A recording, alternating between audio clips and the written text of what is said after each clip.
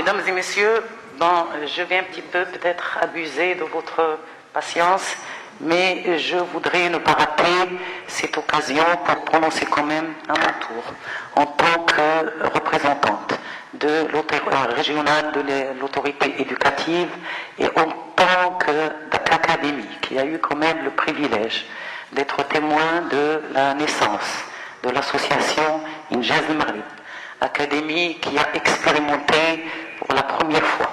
les divers programmes que mène cette association, et vu bien sûr l'importance de la thématique autour de laquelle s'organise cette rencontre, je voudrais quand même souligner quelques points qui peut-être confirmeraient la motivation qui est derrière l'implication de l'Académie de Grand Casablanca dans tous les programmes menés dans le cadre du partenariat avec votre association. Je dirais d'abord, en premier lieu, que le fait d'abord d'organiser cette rencontre en partenariat entre deux mondes, le monde de l'éducation et le monde de l'entreprise, autour d'une thématique entreprise et éducation, elle témoigne, en mon sens, d'un niveau bien sûr élevé de prise de conscience, une prise de conscience de la nécessité d'un échange, un véritable échange entre ces deux mondes, même d'un dialogue entre les deux mondes, sachant que ce sont des deux mondes qui sont des acteurs sociaux par excellence et qui en principe devraient collaborer tous les deux pour une insertion souple et possible pour tout citoyen marocain. Et bien sûr, je dirais aussi que ouvrir un dialogue est une nécessité pour essayer d'atténuer une certaine prudence réciproque qui est là entre les deux mondes et qui, entre autres, elle est due au fait du grand enclavement qu'on connaît qu'ont connu, bien sûr, le monde de l'éducation et le monde de l'entreprise pendant un certain moment. Et il s'est développé dans les représentations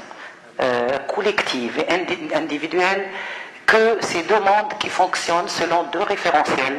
de valeurs complètement divergents, et le monde de l'entreprise n'est permis que pour une certaine catégorie, et l'école ne pourrait jamais former pour le monde de l'entreprise. Donc cette façon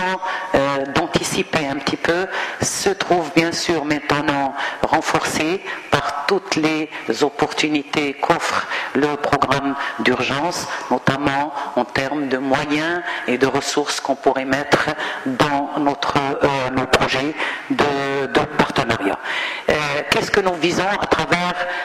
faire connaître l'entreprise à l'élève du lycée via les programmes que nous menons avec Injaz al-Maghrib? Eh bien, d'abord, connaître l'entreprise, c'est découvrir ses valeurs, découvrir la logique qui régit le monde de l'entreprise. C'est aussi prendre conscience de l'importance de certains principes, l'organisation, la gestion. C'est des principes fondamentaux qui permettraient une bonne insertion selon les capacités qu'on a, tant en matière d'organisation qu'en matière de gestion. Mais le plus important, en mon sens, c'est de faire percevoir l'entreprise avec sa dimension sociale. Percevoir l'entreprise comme un mécanisme social et non seulement un mécanisme économique, et la dimension, vraiment la dimension qui lui a été donnée socialement jusque-là devrait changer via ces visites et cette connaissance de l'entreprise, notamment l'entreprise citoyenne dont M. Abdel Andalousi a bien parlé. Et je terminerai en disant que, aussi bien dans l'allocution de Mme Leila que dans l'allocution de M. Abed, il a été bien sûr signalé que l'entrée pour tout ce que nous faisons en éducation à l'entrepreneuriat pourrait être une entrée à un niveau 1,